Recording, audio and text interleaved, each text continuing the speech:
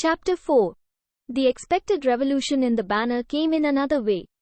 On a Friday, when the editor flung down the manuscript with "Matter," the shout came back from the bottom of the staircase, "Editor, you have to spare me a few minutes today," and the printer came upstairs.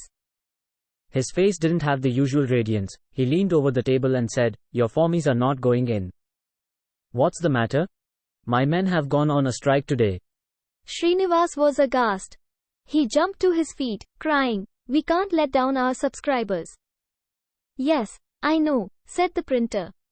"We've got to do something. I don't know. Labor trouble. We are helpless against labor everywhere." "How many?" Srinivas asked, hoping that at least now he'd know how many worked behind that purple curtain.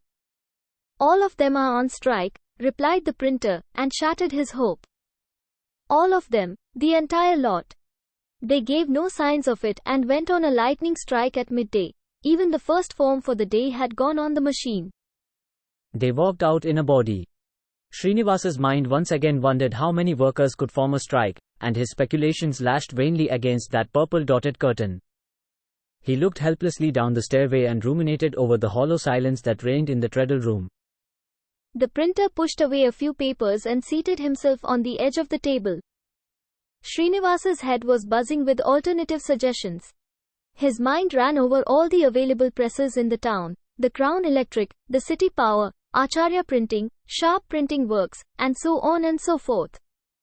He had gone the round once before, when starting the journal, and recollected what a hopeless task it had proved to get any press to undertake the printing of his journal. There was a press law which terrified most printers. They understood very little of it, but always seemed to feel it safer not to go near a periodical publication.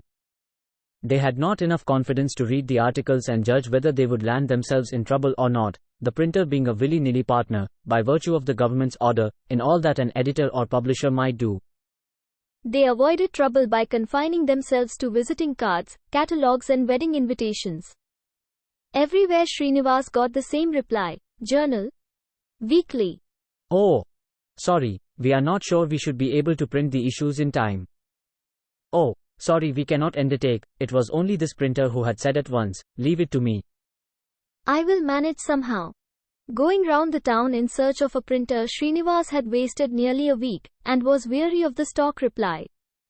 He had gone up and down, and accidentally met this man at the Bombay Anand Bhavan in Market Road, where he had gone in for a cup of coffee. Srinivas had by now almost decided to give up all ideas of printing his work in Malgudi, as they sat gloomily in the noisy hall of the Bombay Anand Bhavan, sipping his coffee. He was attracted to his future printer by his voice, a rich baritone, which hovered above the babble of the hall, like a drone.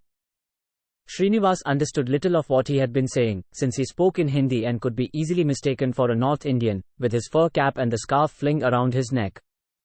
He sat in a chair next to the proprietor at the counter and seemed to be receiving special attention, by the way waiters were carrying him plates and cups and pressing all sorts of things on him. Apparently he said something amusing to everyone who went near him, since everyone came away from him grinning. He seemed to be keeping the whole establishment in excellent humor, including the fat proprietor. Srinivas was so much struck by his personality that he asked the boy at his table, "Who is that man?" "He is our proprietor's friend. He prints all our bill books and invoices." "What? Prints? Has he a press?" "Where?" Next moment he had left his half-finished cup of coffee on the table and gone over to the counter. He looked at the printer and asked, "I wish to talk to you." "To me? Well, I'm all attention. Will you kindly come with me for a minute?" "Let us sit over there." "Oh, yes." He descended from the counter with great dignity. He appeared to take charge of Srinivas immediately, although he had come at the latter's invitation. It was as if he were arranging a grand reception. He cried something to the proprietor in northern Indian accents and then called someone and sent him running upstairs. He sent someone else running in another direction. He kept the whole place spinning around. His voice commanded people hither and thither and held itself monarch above the din. People turned their heads and stared at them. Presently he said, with an elaborate note of invitation in his voice, pointing at the staircase, "This way, please." Srinivas felt embarrassed and uttered a mild protest, which the other brushed aside gently and said, "You will be more comfortable there, we can talk quietly." Srinivas began to be troubled by an uneasy feeling that he had perhaps given a totally false and grand impression of himself. Perhaps the other was completely mistaken. He proceeded to say at once, stopping halfway up the step, "You see, it is nothing so." The other would not allow him to proceed. He categorically said, "I know all that. Please go up." They came to a cozily furnished room upstairs, a very special room, as a board hung outside it said, "For ladies and families only." Srinivas halted before it, finding another excuse, "We are neither ladies nor families. How can we go in?" "These rules are not for me," the other said. He unhooked the board and handed it to a passing server and said, "Take it to the Sitji and tell him not to send up any ladies or families or anyone into that room while I'm there, and come back." The servant hesitated, at which the other went over to the landing and cried down, "Side sub," and was eloquent in some northern language. After that he led Srinivas into the special room, drew up a cushioned chair for him and seated him on it. He then proceeded to give elaborate orders to a server who was waiting at the door. The table was presently littered with plates and cups, and he would not allow Srinivas to speak a word till they had had their repast. After that he called a servant to clear the table. He ordered pans and cigarettes. He lit a cigarette, blew out the smoke, leaned back in his chair, and said, "Well, sir, I'm at your service. What can I do for you?" Srinivas was stunned by all this hospitality. He said, "You are extremely kind to me." The other asked, "Do you think so?" With such earnestness that Srinivas felt constrained to explain, "I am, after all, a stranger." "There are no strangers for Sampath." "Who is Sampath?" asked Srinivas, rather puzzled. Speaking, the other said, as if into a telephone. Srinivas looked up at him for a moment and cried, "Oh," and burst into a laugh. The other joined unreservedly. He said, "I tell you, sir, I'm an optimist in life. I believe in keeping people happy. I have not the pleasure of knowing your name." "My name is..." The other cut him short. "It is immaterial to me." "I don't want it. What am I going to do with your name? Shall I at least state my business? If it pleases you." "I am the editor of an unborn journal. Can you print it? Do you want me to print it?" "Yes. Well, in that case I've nothing to say. Customers are God's messengers, in my humble opinion. If I serve them aright, I make some money in this world and also acquire merit for the next. All the printers in this town seem to be afraid of taking up my journal. The worst lot of printers in any part of the world is to be found in this town," Sampath said. They seem to be always afraid of breaking the law." The other said, "By the look of you, I don't think you would wish to see me in jail, but if ever you, as the editor, get into trouble, it will be my business to share your trouble. When a person becomes my customer, he becomes a sort of blood relation of mine. Do you understand? But, first of all, let us go to the press. Asterisk. Asterisk. That was Srinivas's first entrance into Kabir Lane. It was within a few minutes' walk of the hotel. After twisting their way through some lanes, Sampath went a little ahead, stepped on his threshold, and said, "You are welcome to the Truth Printing Works, Mr. Editor." The treadle was grinding away out of sight. The printer pointed out a seat to Srinivas and then cried, "John. John." There was no response. The machine was whirring away inside, but there was no sign of John. "Boy! Boy!" he cried. "Yes, sir," answered a thin, youngish voice, and the machine ceased. The curtain behind the printer parted and a head peeped out, of a very young fellow. He waited for a moment, watching the back of his employer, and then withdrew his head and disappeared softly. Presently the rattle of the machine began again. "Well, sir, I thought I could introduce my staff to you, but they seem to be..." "Oh, don't disturb them. Let them go on with their work. How many have you there?" The printer turned and took a brief look at the curtain behind him and said with an air of confidence, jerking his thumb in the direction of the other room, "I tell you, labor is not what it used to be. We have to go very cautiously with them. Otherwise we invite trouble."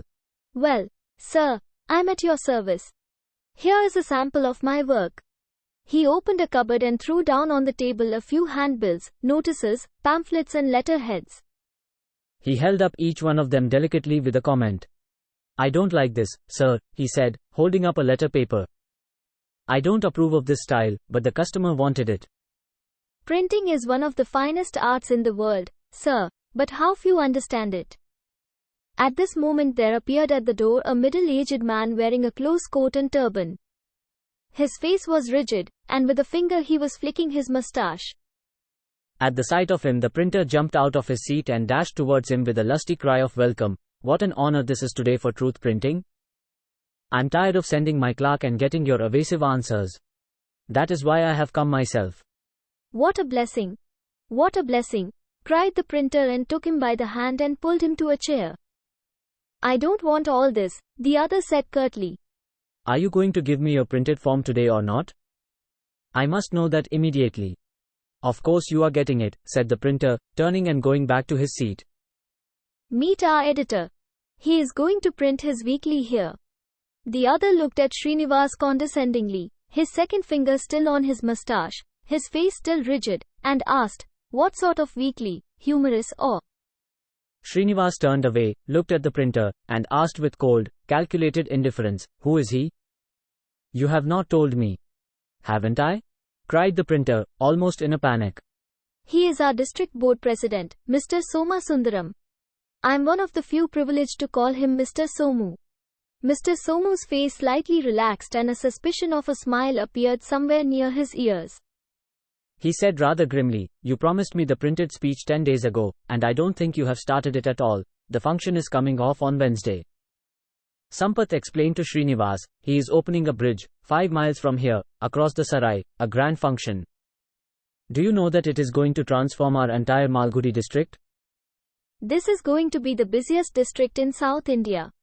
Do you know what odds he had to face, with the government on one side and the public on the other? Mr. Somu added, Mr. Editor, public life is a thankless business. If you knew how much they opposed the scheme. It is a history by itself, Sampath continued. It is all in his speech. It is going to create a sensation. The other pleaded, but please let me have it in time. Sampath said, my dear sir, I don't know what you think of me, but I treat this bridge opening as my own business. When a customer steps over this threshold, all his business becomes mine. If you have trust in Sampath, you will be free from many unnecessary worries. The other was completely softened by now. He wailed, I have come to you, of all printers in this town, doesn't it show you how I value your service? Sampath bowed ceremoniously, acknowledging the sentiment. With the function only 5 days ahead, you have not yet given me the proof, began the other. Don't I know it? There is a very special reason why I have not given you the proof yet. You will not get it till a day before the function, that's settled. Why? Why? Sampath took no notice of the question. He rummaged among the papers in a tray and brought out a manuscript. He opened the manuscript and said, now listen. Ladies and gentlemen, as if addressing a gathering. It was a masterly declamation, giving a history of the Sarayu Bridge and all its politics. The idea of putting up a bridge over the Sarayu was as old as humanity. Sarayu was one of the loveliest rivers in India, coming down from the heights of Mempi Hills and winding its way through the northern sector of Malgudi, an ornament as well as a means of irrigating tens of thousands of acres. The preamble consisted of a long dissertation on the river Sarayu, followed by a history of the whole idea of bridging it, starting with a short note by a collector, Mr. Frederick Lawley, later Sir Frederick, in a district gazetteer nearly a century old and culminating in Mr. Somu's own enthusiasms and struggles. It was a hodgepodge of history, mythology, politics and opinion. It was clear that several hands had written that speech for Mr. Somu. The district board president's face was beaming by this time. He listened appreciatively to his own speech, nodding his head in great approbation. He constantly looked up at Srinivas in order to punctuate the reading with an explanation. You see, it refers to the government note issued at that time. Oh, public life is a thankless business. Do you know what they tried to do when the voting was demanded? Sometimes people stoop to the lowest means to gain their ends. It was quite half an hour before Sampath put down the speech and leant back in his chair. He let out a slight cough before saying, Mr. Somu, do you now see why I can't give you the proof until a day before the show? The president scratched his head and tried to make out what the reason could be. He turned to Srinivas and said, don't you think that the speech is very good? Srinivas simpered non-committally, and the district board president looked greatly pleased. He begged, Sampath, if you will kindly give it me in time, I can go through it and make any additions. That's one of the reasons why I'm holding up your proof. I don't want you to touch up the speech, which is very good as it is. And then, do you note that your reference in the third paragraph to your predecessor in office cannot yet be printed? Why so? In my view, you may have to put everything into the past tense, and I don't want to waste paper and stationery. Don't you know that he has had a heart attack and is seriously ill? I didn't know he was so bad, said the president, pausing. I can't take risks, sir. You would have got the 2,000 printed copies delivered to you 12 days ago. I even set up a page, but then I heard that Mr. So-and-so was ill. I at once put it away and sent my boy running to ascertain how he was. It is very considerate of you. Thank you, sir. I have a great responsibility as a printer, sir. If there is any blunder in the speech, it is the printer who will be laughed at, sir. True, the other agreed, completely carried off his feet. I never delay unnecessarily, without sufficient reason. You may rest assured of it, Sampath said in a tone full of resentment. The president said, I'm so sorry, Mr. Sampath. I didn't mean to. Pray don't mention it, Sampath said. You are perfectly within your rights in hustling me. It is your duty. Your speech will be in your hands in time, sir, he said formally. The other was too pleased to say anything. He showed signs of making his exit, and Sampath clinched it for him by saying, I will go with you a little way. When he was gone, Srinivas found himself all alone and surveyed the room, a small table and chair blocking the doorway, which was curtained off, beyond which lay a great mystery. The sound of a machine could be heard. He felt tempted to part the curtain and peep in. But he dared not. He turned over in his mind the recent scene he had watched between the printer and his customer, and he felt greatly puzzled about his future printer.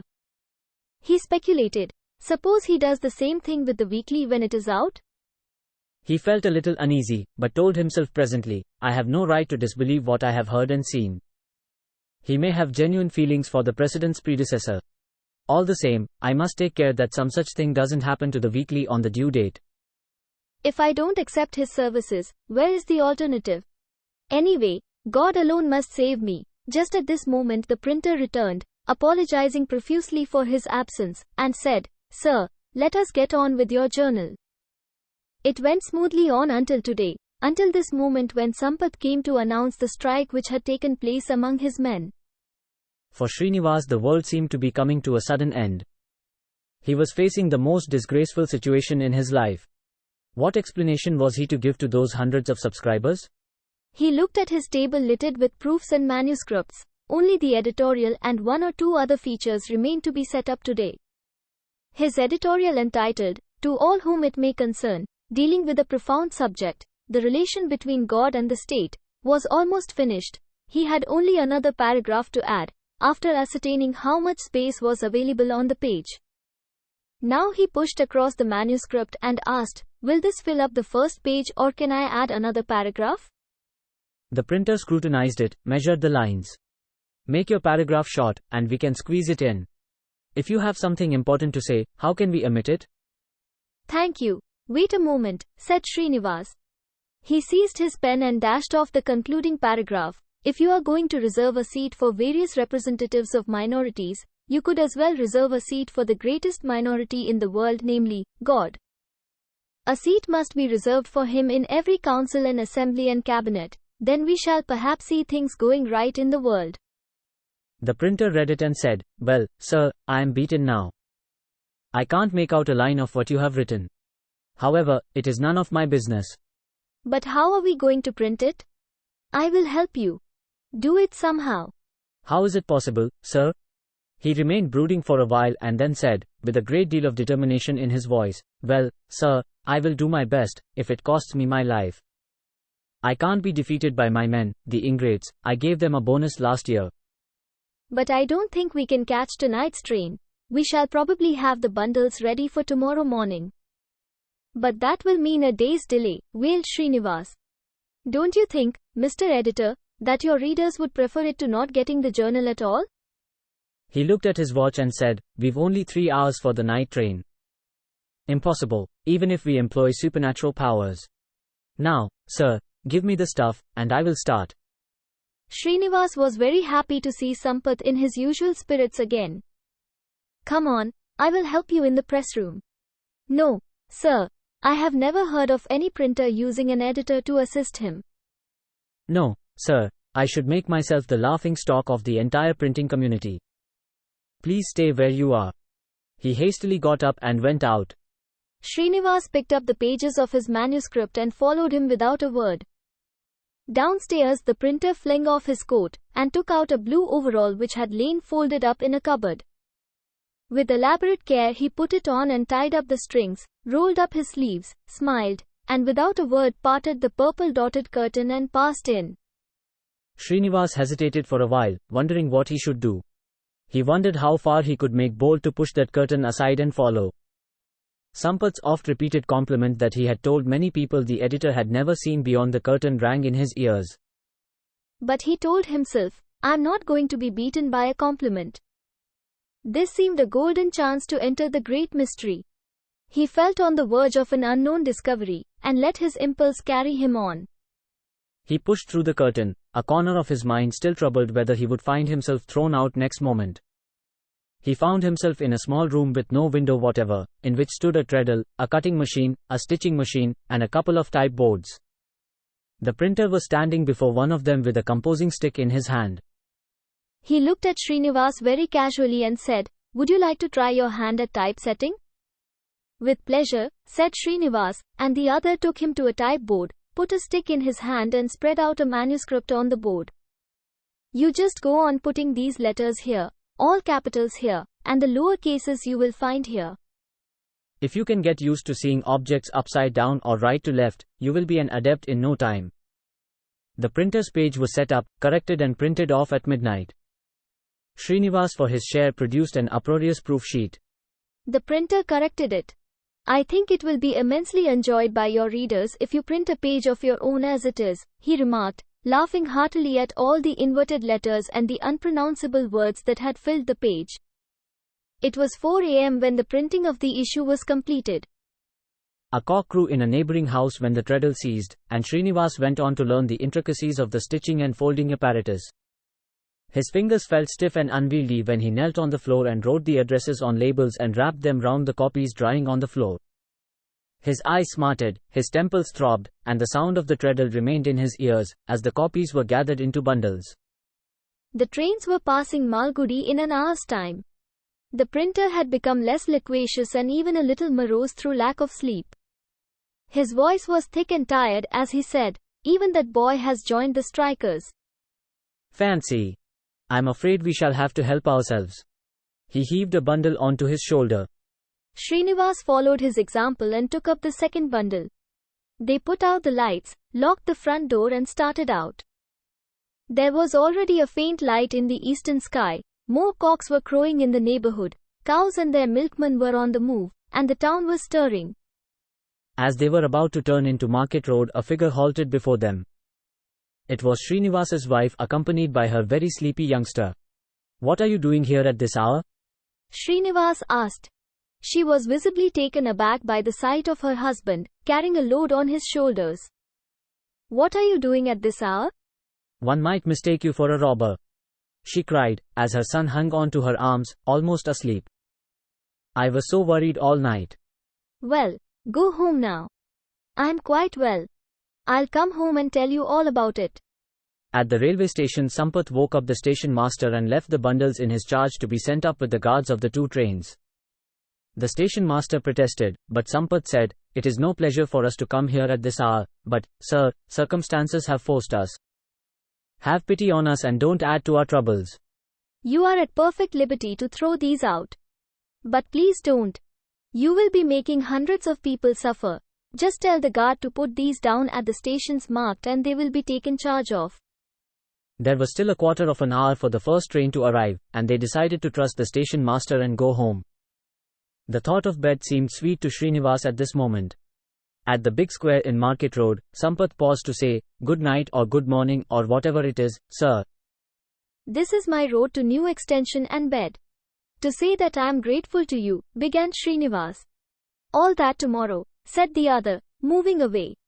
He cried, just a moment, and came back. Oh, I forgot to show you this, editor. I printed and put this slip into the middle page of every copy. And he handed him a green slip.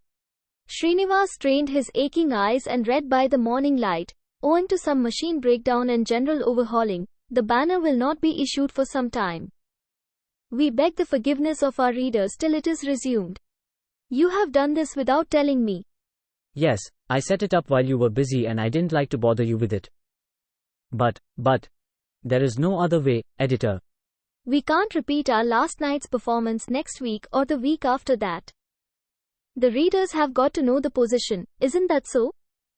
Good night or good morning, sir. He turned and went away, and Srinivas dully watched him go, his brain too tired to think. He heaved a sigh and set his face homeward. The following days proved dreary. Srinivas left for his office punctually as usual every day. He took his seat, went through the mail, and sat till the evening making notes regarding the future of the banner. Sampath was hardly to be seen. The room below was locked up and there was no sign of him. Srinivas hardly had the heart to open his letters. He could anticipate what they would contain. He did not have a very large circle of readers, but the few that read the paper were very enthusiastic. They complained, "Dear editor, it's a pity that you should be suspending the journal. Our weekend has become so blank without it." He felt flattered and unhappy. His brother wrote from Talapur, "I was quite taken aback to see your slip. Why've you suspended your journal indefinitely? Have you found it financially impossible? Is that likely to be the secret?" Srinivas felt indignant. Why did these people assume that a journal was bound to land itself in financial difficulties, as if that alone were the chief item? He wrote back indignantly a letter saying that financially it was all right, quite sound, and nobody need concern himself with it. He folded the letter and put it in an envelope.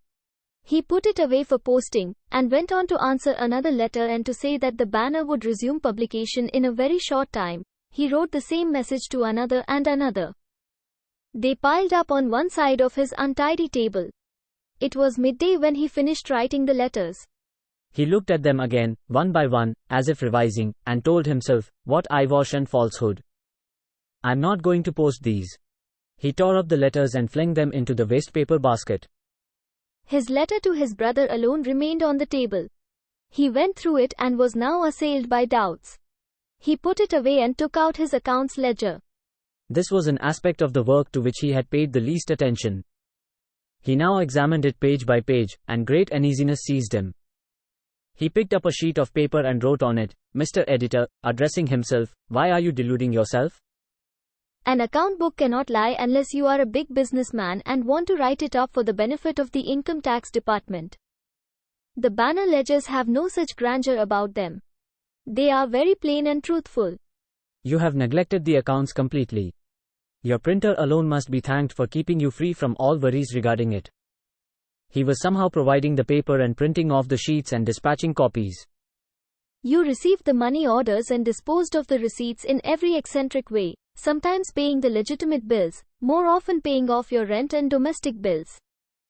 The printer has been too decent to demand his money, and so let it accumulate, taking it only when he was paid.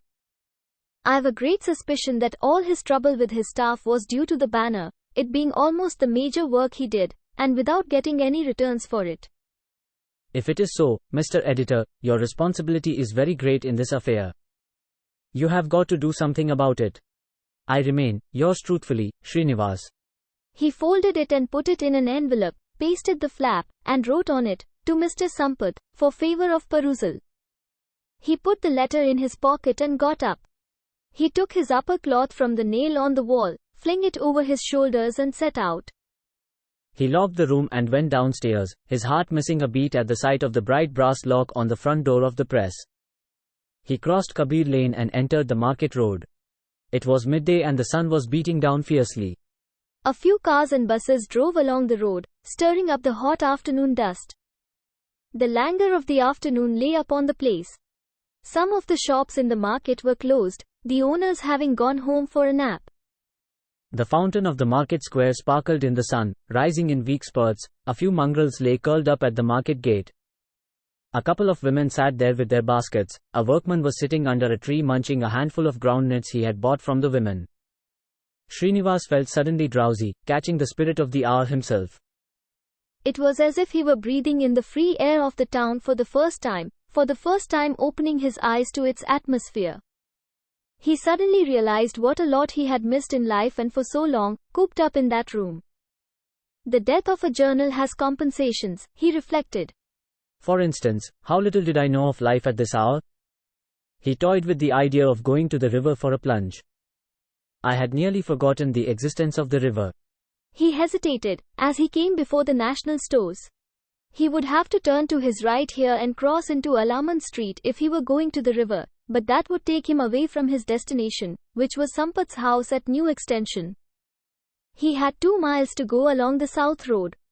He felt suddenly very tired and his head throbbed faintly through the glare from the bleached roads. A couple of cars and lorries passed, stirring up a vast amount of dust, which hung like mist in the air. He saw a Jutka coming in his direction, the horse limping along under the weight of the carriage. He called, "Here, Jutka, will you take me to Lolly Extension?" The Jutka man, who had a red dhoti around his waist and a towel tied round his head, with nothing over his brown body, was almost asleep with the bamboo whip tucked under his arm. He started up at the call of Jutka and pulled the reins. "Will you take me to Lolly Extension?" Srinivas repeated. He looked at Srinivas doubtfully. "Oh, yes, master." "What will you give me?" 8 annas, Srinivas said without conviction. Without a word, the Jutka man flicked the whip on the horse's haunch, and it moved forward. Srinivas watched it for a moment, and started walking down the South Road. The Jutka driver halted his carriage, looked back and shouted, "Will you give me 14 annas?" Srinivas stared at him for a second, scorned to give him a reply and passed on. "I would rather get burnt in the sun than have any transaction with these fellows," he muttered to himself. A little later he heard once again the voice of the Jutka man hailing him, "Sir, will you give me at least 12 annas? Do you know how horse gram is selling now?" Srinivas shouted back, "I don't want to get into your Jutka, even if you are going to carry me free," and walked resolutely on. He felt indignant. The fellow would not even stop and haggle, but goes away and talks to me on second thoughts. He felt surprise at his own indignation. There must be a touch of the sun in my head, I suppose. The poor fellow wants an anna or 2 more and I'm behaving like a... His thoughts were interrupted by the rattling of carriage wheels behind him. He turned and saw the Jutka pulling up close at his heels. The Jutka driver, an unshaven ruffian, salaamed with one hand and said, "Rather hurt, you uttered a very big word, master." Srinivas was taken aback. "I say, won't you leave me alone?" "No, master. I'm 50 years old and I have sat at the driver's seat ever since I can remember." "You could give me the worst horse, and I could manage it." "That's all very well, but what has that to do with me?" Srinivas asked unhappily, and tried to proceed on his way. The Jutka driver would not let him go. He cried ill-temperedly, "What do you mean, sir, by going away?" Srinivas hesitated, not knowing what to do. Why is this man pestering me? He reflected. The picture will be complete if my landlord also joins in the fray with petitions about his granddaughter. The Jutka driver insisted, "What have you to say, master? I've never been spoken to by a single fare in all my life," and he patted his heart dramatically.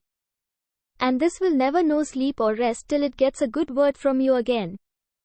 You have said very harsh things about me, sir. Srinivas wondered for a moment what he should do. It was getting late for him. This man would not let him go nor take him into his vehicle. The son was relentless. He told the Jutka driver, "I'm a man of few words, and whatever I say once is final. Sir, please have pity on a poor man. The price of grass and horse gram have gone up unhumanly. I will give you 10 annas. Master's will," said the Jutka man, dusting the seat of the carriage. Srinivas heaved himself up and climbed in. The horse trotted along, and the wheels, iron-bound, clattered on the granite. The carriage had its good old fragrance of green grass, which was spread out on the floor, covered with a gunny sack for passengers to sit upon. The smell of the grass and the Jutka brought back to his mind his boyhood at Talapur. His father occasionally let him ride with him in the Jutka when he went to the district court. He sat beside their driver, who let him hold the reins or flourish the whip if there were no elders about, when the carriage returned home after dropping his father at the court. Some day it was going to be made quite a stylish affair with shining brass fittings and leather seats, but it remained, as far as he could remember, grass spread, gunny sack covered. The driver of that carriage used to be an equally rough-looking man called Muni, very much like the man who was driving now. Srinivas wondered whether it could be the same person. It seemed so long ago, centuries ago, yet it was as if here once again was the same person, his age arrested at a particular stage. Somehow the sight of the hirsute, rough-looking driver gave him a feeling of permanence and stability in life, the sort of sensation engendered by the sight of an old banyan tree or a rock. The smell of the grass filled him with a sudden homesickness for Talapur. He decided to make use of the present lull in activities to visit his ancient home. The driver went on repeating, "The price of gram is, Master must have mercy on a poor man like me." At Lolly Extension the driver stopped his horse and grumbled at the prospect of having to go half a mile farther to New Extension. "I clearly heard you say Lolly Extension, Master." Srinivas edged towards the foothold. "All right, then, I will get down and walk the rest of the distance." The driver became panicky. He almost dragged him back to his seat, pleading, "Master has a quick temper. Don't discredit me," and whipped the horse forward. He went on to say, "If only grass sold as it used to, I would carry a person of your eminence for 4 annas. As it is, I heard you distinctly say Lolly Extension." "You had better tell me, sir, would anyone quote 14 annas for New Extension? Please tell me, sir, you are a learned person, sir, please tell me yourself, sir." Horsegram. Sampath's house was at the third crossroad. He was standing at the gate of a small villa. Sampath let out a cry of welcome on seeing Srinivas and ran forward to meet him. Srinivas halted the jutka, paid him off briskly, and jumped out of the carriage. "I was not certain of your door number, though I knew the road." Broad roads and crossroads, fields of corn stretching away towards the west, and the trunk road bounding the east, with the bungalows of Lolly Extension beyond, one seemed able to see the blue sky for the first time here. "What a lovely area!" Srinivas exclaimed. "Yes, it looks all right, but if your business is in the town it is hell, I tell you. All your time is taken up in going to and fro. What a fine bungalow!" Srinivas exclaimed. "Yes, but I live in the backyard in an outhouse. The owner lives in this." He led him along a sidewalk to the backyard. On the edge of the compound there was an outhouse with a gabled front, a veranda screened with bamboo trellis, and 2 rooms. It was the printer's house. Srinivas felt rather disappointed at seeing him in his setting now, having always imagined that he lived in great style. The printer hurriedly cleared the veranda for his visitor. He rolled up a mat in great haste, kicked a roll of bedding out of sight, told some children playing there, "Get in. Get in," and dragged a chair hither and thither for Srinivas and a stool for himself. Srinivas noted a small table at the further end littered with children's books and slates. A large portrait hung on the wall of a man with side whiskers, wearing a tattered felt hat, with a long pipe sticking out of a corner of his mouth. His face seemed familiar, and Srinivas was wondering where he might have met him. The printer followed his eyes and said, "Do you recognize the portrait? Look at me closely." Srinivas observed his face. "Is that your picture?" "Yes. You don't know perhaps that side of me." "But I have not always been a printer.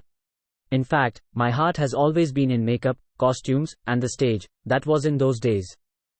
Lately I have not had much time for it."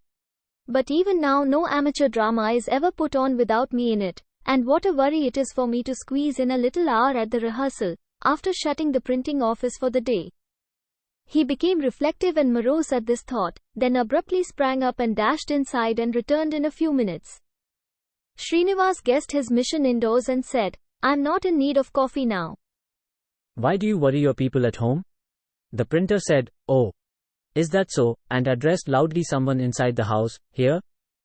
Our editor doesn't want you to be troubled for coffee, so don't bother." He turned to Srinivas and said, "Well, sir, I've conveyed your request. I hope you are satisfied." Presently Srinivas heard footsteps in the hall. Someone was trying to draw the attention of the printer from behind the door. The printer looked round with a grin and said, "Eh? What do you say? I can't follow you if you are going to talk to me in those signals. Why don't you come out of hiding? Are you a Ghosha woman? He giggled at the discomfiture of the other person at the door, and then got up and went over. A whispered conversation went on for a while, and then the printer stepped out and said, "Well, sir, my wife is not agreeable to your proposition.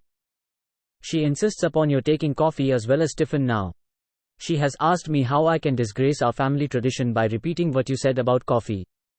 He looked at the door merrily and said, "Kamla, meet our editor." The person thus addressed took a long time in coming, and the printer urged, "What is the matter with you, behaving like an orthodox old crone of 75, dodging behind doors and going into purdha? Come on, come here, there is no harm in showing yourself," Srinivas murmured. "Oh, why do you trouble her?" and stepped forward in order to save the lady the trouble of coming out. "This is my wife," the printer said, and Srinivas brought his hands together and saluted her. She returned it awkwardly, blushing and fidgety. She was a frail person of about 35, neither good-looking nor bad-looking, very short, and wearing a sari of faded red, full of smoke and kitchen grime. She was nervously wiping her hands with the end of her sari, and Srinivas stood before her, not knowing what to say. An awkward silence reigned. The printer said, "Very well, good woman, you may go now," and his wife turned to go in with great relief, while Srinivas resumed his seat. In a short while a tender voice called, "Appa, Appa," and the printer looked at the door and said, "Come here, darling, what do you want?" A child, a girl of about 4, came through, climbed onto his knee, approached his right ear and whispered into it. "All right, bring the stuff down. Let us see how you are all going to serve this uncle," pointing at Srinivas. The child went in with a smile, and came back with a tumbler of water and set it on the stool. It was followed by another child bringing another tumbler. The second child was slightly older. She complained, "Look at Radhu, she will not let me carry anything." The printer patted their backs and said, "Hush. You must not fight. All of you try and bring one each." He turned to Srinivas and said, "Would you like to wash your hands?" Srinivas picked up the tumbler, went to the veranda steps and washed his hands, drying them on his handkerchief. Now he found a sort of procession entering, a procession formed by 4 children, all daughters, ranging from 9 to 3, each carrying a plate or tumbler of something and setting it on a table and vying with each other in service. The small table was littered with plates. The printer dragged it into position before Srinivas and said, "Well, honor me, sir." "What a worry for your wife, doing all this," Srinivas said apologetically. "She has got to do it in any case, sir. We've 5 children at home, and they constantly nag her, so this is no extra bother. Please don't worry yourself on that score." After the tiffin and coffee, the printer cleared the table himself and came out bearing on his arm a small child under 2 years, who had not till then appeared. Srinivas, by a look at the child, understood that it must be the one the artist would not draw. "Is this your last child?" he asked. "Yes, I hope it is," the printer said, and added, "I am very fond of this fellow, being my first son. I wanted that artist to draw a picture of him." "I don't know, he is somehow delaying and won't show me anything. Artists are difficult to deal with. They can't do a thing unless the right time comes for it. I thought it would be so nice to hang up a sketch of this boy on the wall." Srinivas wondered for a brief second if he could tell him the truth, but dismissed the idea. "Well, we will have some entertainment now," he said. He called, "Radhu." And the young child came up. He said, "Come on, darling, this uncle wants to see you dance." "Call your sisters." She looked happy at the prospect of a demonstration and called immediately, "Sister Chelli," and a number of other names till all the 4 gathered. She said, "Father wants us to dance." The eldest looked shy and grumbled, at which their father said, come on, don't be shy, fetch that harmonium." A harmonium was presently placed on his lap. He pressed its bellow and the keys. The children assembled on a mat and asked, "What shall we do, father?" darting eager glances at their visitor. He thought it over and said, "Well, anything you like, that thing about Krishna." He pressed a couple of keys to indicate the tune. The eldest said with a wry face, "Oh, that? We will do something else, father." "All right, as you please." "Sing that," he suggested another song. Another child said, "Oh, father, we will do the Krishna one, father." All right. And the printer pressed the keys of the harmonium accordingly. There were protests and counter-protests, and they stood arguing till the printer lost his temper and cried arbitrarily, "Will you do that Krishna song or not?" And that settled it. His fingers ran over the harmonium keys. Presently his voice accompanied the tune with a song of God Krishna and the cowherds, all of them at their boyish pranks, all of them the incarnation of a celestial group, engaging themselves in a divine game. The children sang and went round each other, and the words and the tune created a pasture land with cows grazing under a bright sun, the cowherds watching from a tree branch and Krishna conjuring up a new vision for them with his magic flute. It seemed to Srinivas a profound enchantment provided by the father and the daughters. And their mother watched it unobtrusively from behind the door with great pride. Srinivas was somehow a little saddened by the performance. There was something pathetic in the attempt to do anything in this drab, ill-fitting background. He felt tears very nearly coming to his eyes. 2 more song and dance acts followed in the same strain. Srinivas felt an oppression in his chest, and began to wish that the performance would stop, the printer pumping the harmonium on his lap, the bundles of unwashed clothes pushed into a corner. And the children themselves clad uniformly in some cheap grey skirt and shirts and looking none too bright. It all seemed too sad for words. There was another song, describing the divine dance of Shiva. The printer's voice was at its loudest, and the thin voice of the children joined in a chorus. Just at this moment someone appeared in the doorway and said, "Master says he can't sleep. Wants you to stop the music." An immediate silence fell upon the gathering. The printer looked confused for a moment and then said, "Echem, seal up your master's doors and windows if he wants to sleep. Don't come here for it." "I'm not selling sleep here." The servant turned and went away. Srinivas felt uncomfortable, wondering whether he were witnessing a very embarrassing scene. The printer turned to Srinivas, "My landlord. Because he has given me this house, he thinks he can order us about." He laughed as if to cover the situation. He told the children, "All right, you finish this dance, darlings." He resumed his harmonium and singing, and the children followed it once again as if nothing had happened. It went on for another 15 minutes, and then he put away the harmonium. "Well, children, now go. Don't go and drink water now, immediately." Srinivas felt some compliment was due to them and said, "Who taught them all this?" "Myself. I don't believe in leaving the children to professional hands." Srinivas addressed the children generally, "You all do it wonderfully well. You must all do it again for me another day." The children giggled and ran away, out of sight, and the printer's wife withdrew from behind the door. The printer put away the harmonium and sat back a little, sunk in thought. The children's voices could be heard nearly at the end of the street. They had all run out to play. The wife returned to the kitchen, and the evening sun threw a shaft of light through the bamboo trellis, checkering the opposite wall. A deep silence fell upon the company.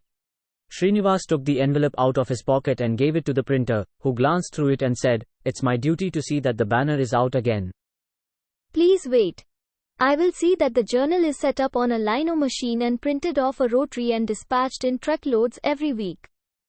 For this we need a lot of money." "Don't you doubt it for a moment. I am going to make a lot of money, if it is only to move on to the main building and get that man down here to live as my tenant.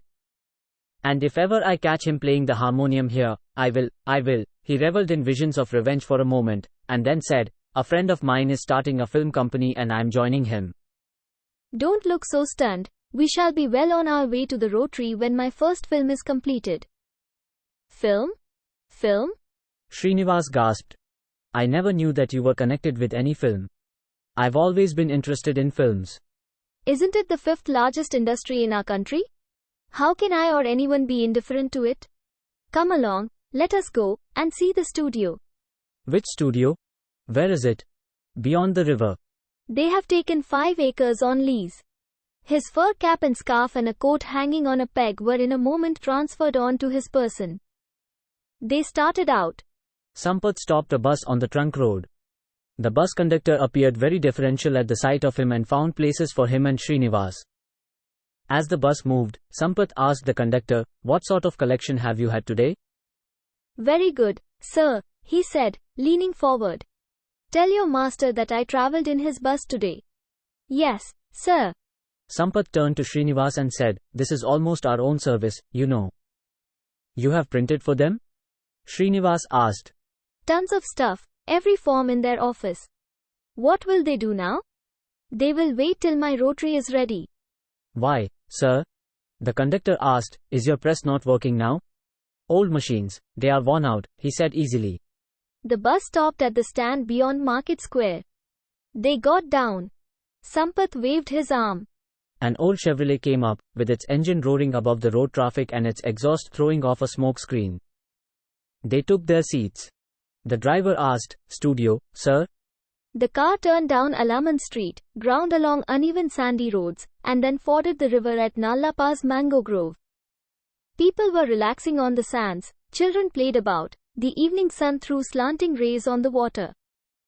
A few bullock wagons and villagers were crowding at the crossing. The bulb horn of the taxi rasped out angrily. The driver swore at the pedestrians till they scattered, and then the wheels of the taxi splashed up the water and drenched them. Srinivas peeped out and wished that his friend would put him down there and go forward.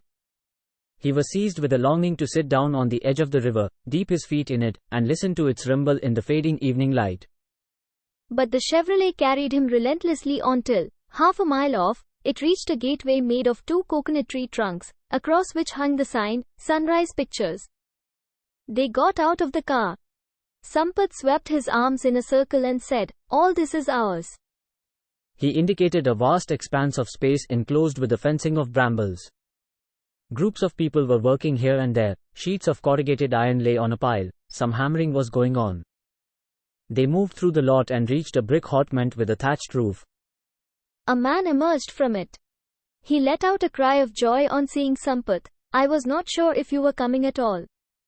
The orange rays of the setting sun from beyond the bramble fencing touched him and transfigured for a second even that rotund, elderly man, in whose ears sparkled 2 big diamonds, and whose cheeks came down in slight folds. He was bald and practically without eyebrows, and his spectacle frames gleamed on his brow. "This is our editor," began Sampath, and Srinivas added, "I've met him before at your press. Is he not Mr. Somu, the district board president?" "Yes. I relinquished my office 6 months ago. It is too hard a life for a conscientious man." "How is that bridge over Sarayu?" asked Srinivas.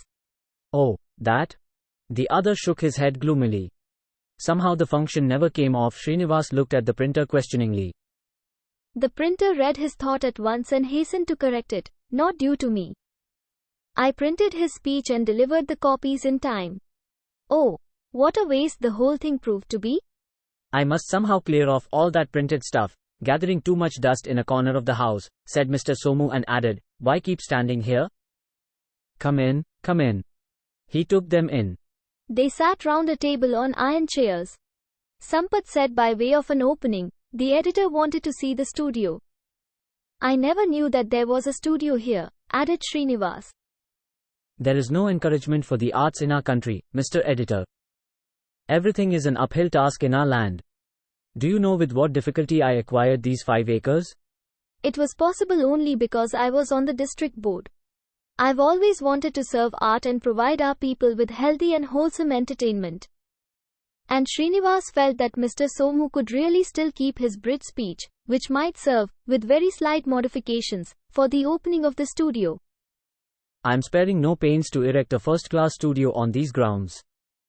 He has an expert on the task, who is charging about 1,000 rupees a month. Come on, let us go round and see." They rambled over the ground, and Mr. Somu pointed out various places which were still embryonic: the makeup department, stage 1 and 2, processing and editing, projection room, and so forth. "When do you expect to have it ready?" "Very soon. The moment our equipment is landed at Bombay." "Well, I am entirely depending upon our friend Sampath to help me through all this business, sir. I want to serve people in my own humble way.